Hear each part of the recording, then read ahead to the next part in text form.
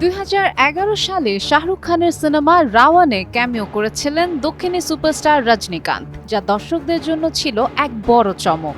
একদিকে কিং খান, অন্যদিকে থালাইভা, দুই তারকার সেই উপস্থিতি যেন জমে ক্ষীর হওয়ার মতন। ঠিক 15 বছর পর আবারও তেমন এক অভিজ্ঞতার অপেক্ষায় ছিলেন সিনেমা প্রেমীরা, কারণ এবার রজনীকান্তের সিনেমায় ক্যামিও করার কথা ছিল শাহরুখ খানের।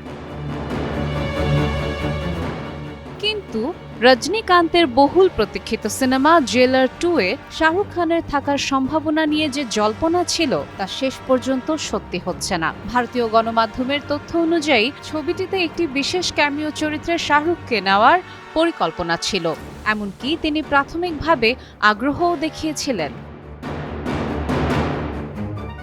তবে বর্তমানে শাহরুখ তার আসন্ন সিনেমা কিং নিয়ে পুরোপুরি ব্যস্ত।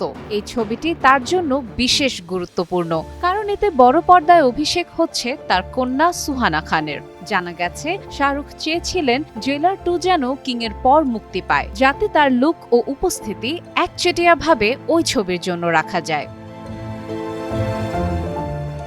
কিন্তু মুক্তির সময়সূচি মিল না থাকায় শেষ পর্যন্ত দুই পক্ষেরই সম্মতিতে ক্যামিও পরিকল্পনা থেকে সরে আসে। যদিও প্রস্তাবটি ফিরিয়ে দিয়েছেন, তবুও রজনীকান্তের প্রতি শাহরুখের শ্রদ্ধা ও সম্পর্ক অটুট রয়েছে। ভবিষ্যতে সুযোগ হলে একসঙ্গে কাজ করার ইচ্ছাও প্রকাশ করেছেন তিনি।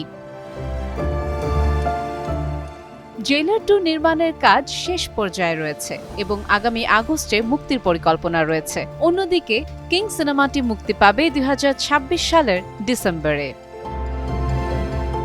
সাদিয়া ইসলাম, টাইমস টুডে।